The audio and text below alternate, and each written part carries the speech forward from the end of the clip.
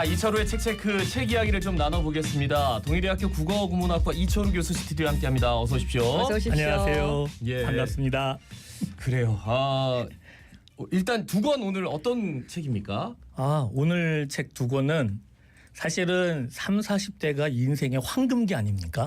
예. 그래서 그 왕성한 황금기를 조금 더 유익하게 보내실 수 있도록 맞춤형 책 두 권을 3, 40대를 위한 준비했습니다. 그래서 한 권은 박종화 선생이 쓴 생각실험이라는 2019년에 나온 책이고요. 예. 또 하나는 강인욱 저서의 세상 모든 것의 기원이라는 2023년의 책을 선정했습니다. 네, 방송 듣고 계신 3, 40대 분들 귀를 좀 쫑긋해야 될 것 같습니다. 일단은 그 선정하신 책 생각실험 뭔가 좀 제목만으로는 어떤 책인지 좀 감이 안 오거든요. 예. 어떤 책입니까? 사실 이 두 권의 책이 둘 다 챕터가 4개로 나뉘어져 있고 또 가지수로 선정한 주제어가 하나는 37가지, 하나는 32가지입니다. 그래서 제가 그냥 재미있게 시작하려고 3, 40대라고 얘기를 했는데 그 3, 40대에 어울릴 만한 어떻게 보면 바쁘고 왕성한 시기에 항목별로 하나씩 찾아볼 수 있는 그런 주제적 책이어서 선정을 했고요. 네네. 이 생각실험이라는 책은 부제가 너무나 상식적인 나를 바꾸는 37가지 질문이라는 부제가 있습니다. 네네. 그러니까 이제 자기계발서죠. 근데 자기계발서 안에서 내가 갖고 있는 견해가 얼마나 틀에 박혀 있는지 또 한편으로는 다른 생각을 하지 않고 관행이나 일종의 관습대로 움직이는지를 깨닫게 해줍니다. 네네. 그러니까 생각 실험이라는 건 자기의 생각을 또는 틀을 벗어나는 것이 한편으로는 도움이 된다. 이렇게 말씀드릴 수 있는 책입니다. 네네네. 생각 실험. 예. 이 책에서 그 뭐 네. 질문과 대답이 뭐 그렇게 구성돼 있다면 구체적으로 뭐 어떤 질문을 하면서 내가 나를 생각하게 되는 겁니까? 예, 사실 뭐 예를 들면 일본 비즈니스맨들이 이누이트족한테 냉장고를 팔았다는 건 잘 알려진 사실인데 그렇죠. 어떻게 냉장고를 팔았을까? 그 얼음 나라에 사는 사람들한테. 근데 다른 나라 사람들은 다 냉장고의 장점만을 얘기를 할 때 일본 비즈니스맨들은 이누이트족의 평균 수명에 주목을 했습니다. 평균 수명. 네, 그래서 남자들에게 당신들의 평균 수명이 다른 나라나 다른 민족에 비해서 10년 이상 짧다. 그 이유는 당신들이 상한 음식을 많이 먹기 때문이다. 이 상한 음식을 줄이기 위해서는 당신들도 여름이 있는 당신들도 냉장고가 필요하다. 이런 식으로 접근했다는 거죠. 그러니까 그와 같은 맥락 안에서의 어떤 사고의 발상. 뭐 좀 더 얘기하면 우리가 과속으로 사고가 났다는 신문 기사를 봅니다. 그러면 사람들은 다 도대체 속도를 얼마나 냈길래 사고가 난 거야 하는 과속에만 초점을 맞춰요. 네네. 근데 이 책 안에서의 저자는 그게 아니라 과속을 할 수밖에 없던 여러 원인들을 더 잘 찾아야 된다는 거죠. 그리고 그 사람이 늦게 일어났으면 왜 늦게 일어났는지 또는 왜 그와 같은 신호등을 무시하고 갔는지 뭐 이런 것들 안에서 가장 적합한 태도를 취하는 것이 바람직하다. 라고 생각하는 겁니다. 그러니까 이 너무 책이 생각이 많아질 것 같은데 그러면 생각 실험인데 책이 근데 그래서 그런가? 한편으로는 그 37가지의 퀴즈 같은 질문을 보면서 내가 이걸 너무 이렇게 편하게 생각하고 있었구나 하는 거를 스스로 깨닫게 됩니다. 아하. 그래서 도움을 줍니다. 저희가 뭔가 좀 1차원적으로 생각하는 그런 경우가 좀 많은데 그렇죠. 뭐 좀 다차원적으로 넓게 여러 방면으로 생각할 수 있는 그런 계기가 될 것 같습니다. 그럼 책의 저자도 좀 궁금한데 이 책을 쓴 사람은 좀 어떤 분이십니까? 이 책을 쓴 저자가 수학 박사예요. 네, 수학 교육과를 졸업하고 카이스트에서 석박사 학위를 취득했는데 자기 이름으로 이제 연구소를 운영하면서 자기 개발과 변화, 혁신 이런 강의가 자기한테 잘 맞는다는 걸 깨달아서 그런 수학자의 길로 간 게 아니라 자기 개발과 강연자의 길로 간 겁니다. 그러게 수학 박사라고 하니까 굉장히 의외네요. 그래서 이 공부 잘하는 사람들이요. 음악도 잘하고 미술도 잘하는 게 그런 거 있어요. 아유, 뭐 다 가졌습니까? 그렇지 않아요.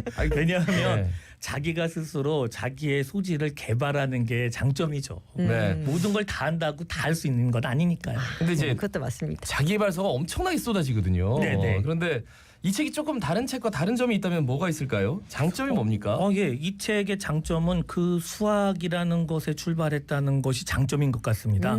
제 소견으로는 수학에서 출발한 이 책은 그러니까 굉장히 수치적이고 명확합니다. 네네. 그리고 명확한 숫자를 대입하면서 증명해내기 시작하니까 내 생각이 막연하게 그냥 뭐 착하게 살아라, 다른 사람을 배려해야 된다, 또는 뭐 참아야 된다, 뭐 이런 일종의 아주 흔한 자기계발서하고는 그 결이 다르다는 거죠. 네네. 그리고 이 4개의 파트가 하나는 생각의 전략, 두 번째는 질문의 마법, 세 번째는 창의적 대안, 네 번째는 실행력 이렇게 나뉘어져 있어요. 예. 그래서 이러한 나뉘어 있는 챕터마다의 어떤 주제적 항목 같은 것들을 따로 선별해서 자기가 배열해 갖고 그 맥락 안에서 하나씩 우리가 이해할 수 있다는 거.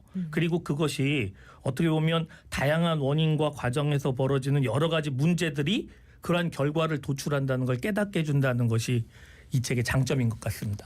예. 저는 사실 어릴 때 이 수학을 왜 이런 것까지 다 배워야 되지 이런 생각을 했었는데 나이가 들고 나서 생각을 해보니까 이 수학이 좀 창의적인 사고를 하는데 참 맞습니다. 도움이 되는 그런 예. 과목이라는 생각이 들더라고요. 맞아요. 예, 그래서 이 수학적 접근이라는 게 좀 공감이 되는 것 같습니다. 그렇죠. 사실 우리가 세계적인 투자자인 워렌 버핏하고 왜 한 끼 식사를 하는데도 수백만 원의 돈을 지불한다고 네, 하잖아요. 예. 근데 그것을 지불하는 사람들은 워렌 버핏한테 많은 이야기를 들을 거라고 생각한답니다. 근데 실제는 그는 밥만 먹는데요.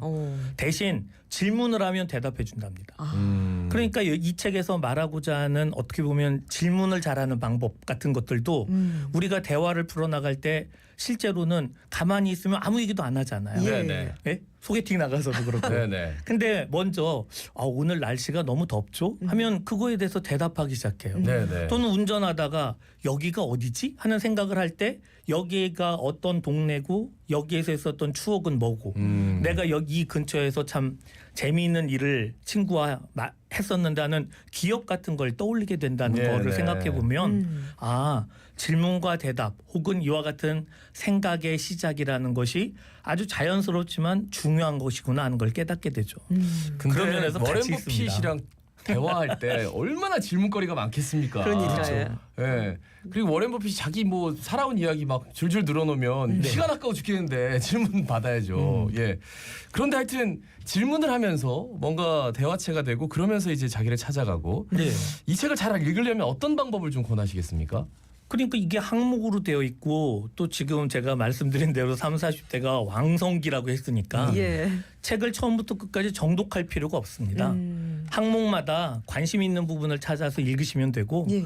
그 항목 안에서 내가 좀 더 생각을 하면 좋은 그런 판단을 할 수도 있고 무엇보다도 가족이 같이 읽을 수 있습니다. 네네. 왜냐하면 그 항목 맨 처음에는 간단하게 퀴즈가 있는데 그 퀴즈가 되게 재미있습니다. 그래서 같이 한번 풀어보고 생각도 해보고 하면서 아이디어를 짜내보면 자연스럽게 식구들끼리도 대화할 수 있는 여건도 조성되고 그래서 좋을 것 같습니다. 예. 왠지 구미가 당깁니다. 그리고 다음 책 소개로 좀 넘어가서 어디에도 없는 고고학 이야기라는 이 부제를 보면 좀 대충 짐작이 되긴 한데 세상 모든 것의 기원. 이 책은 좀 무엇을 다룬 내용입니까? 말 그대로 기원을 알려주는 유물 이야기에서 출발합니다. 예. 근데 이 책도 키워드가 되게 흥미롭게 꺼냈어요. 그래서 잔치, 놀이, 명품, 영원 이렇게 아주 우리가 쏙 귀에 들어오는 그런 키워드를 꺼내갖고 거기 안에 속한 32가지의 유물을 먹고 즐기고 욕망하고 죽음을 대하는 모습으로 압축하여 그 기원을 설명하는데 그 단지 기원을 설명하는 게 아니라 그걸 실증적으로 고증한다는데 이 책에 장점이 있습니다. 그러니까 유물들이 쭉 있는데 명품은 어디에서 기원했을까? 그런 사람들의 생각은 그렇죠.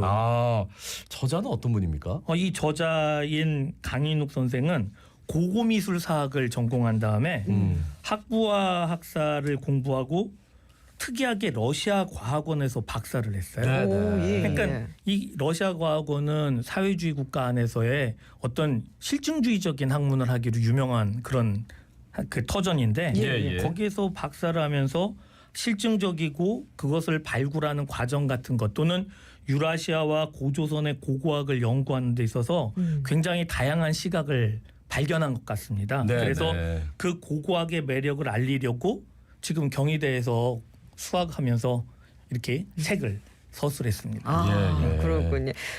이 책은 그러면 우리가 궁금하게 여기는 뭐 어떤 개념이나 단어 이런 키워드들의 뭐 변천사, 기원을 말해주는 내용이 많이 담겨 있겠네요. 아, 그러면. 그렇죠, 그렇죠. 예. 그래서 잔치에서는 예를 네. 들면 그 키워드가 막걸리, 오. 소주, 김치, 삼겹살, 상어고기, 해장국 뭐 이런 단어들이 있고요. 예. 놀이에서는 놀이, 씨름, 낙서, 여행. 그리고 명품에서는 실크, 황금, 신라 금관, 인삼, 도굴, 모방 예. 이런. 그리고 영원에서는 벽화, 미라, 마스크, 추모, 전복, 메신저 이런 항목으로 분류해서 서술하니까 구미가 확 당기죠. 그렇죠. 아니 지금 처음에 어디에도 없는 고고학 이야기라는 것을 들었을 때는 구미가 확 떨어졌는데 디테일에 들어가니까 그죠? 네.